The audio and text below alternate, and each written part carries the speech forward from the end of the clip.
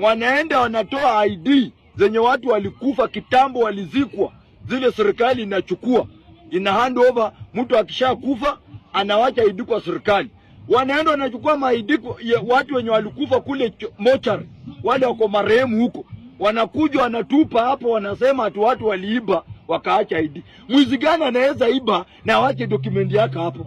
Na hiyo ni evidence. Ukifuatwa hii ID utajua mimi ni Nuru Okanga, natoka Horera Ward. Wapigie sub chief wa nyumbani, waseme huyu kijana namjua, aliiba hapa Nairobi, tunamtafuta. Bwana Murkomen, tafuteni pia ringine ya kuambia wa Kenya. Ndio unaona hii serikali imejikoroga. Murkomen anasema ID watu wameiba, wameacha pale, tena anashika na mkono bila gloves. Yaani sisi ni wajinga. Sisi ni wajinga. Unashika ID na mkono bila gloves. Bwana Murkomen, hii kitu ni kama imeshinda Murkomen. Akili yako na kitu yenye ulipewa, wewe inafaa upewe MCA kule Ushago.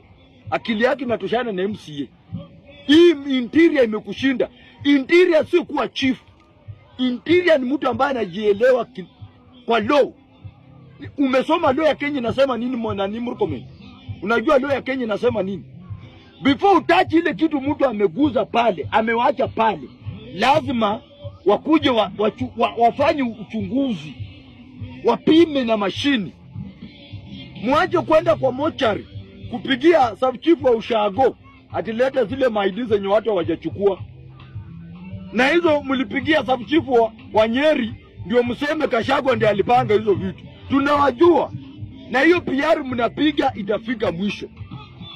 Murkomen, nimesikia ukisema jana wewe mwenyewe na mdomo yako ati mnajua zile magari zilikuwa zinasafirisha watu from Nyeri, Kikuyuni mpaka Nairobi. Kama mnajua, muliteka advantage.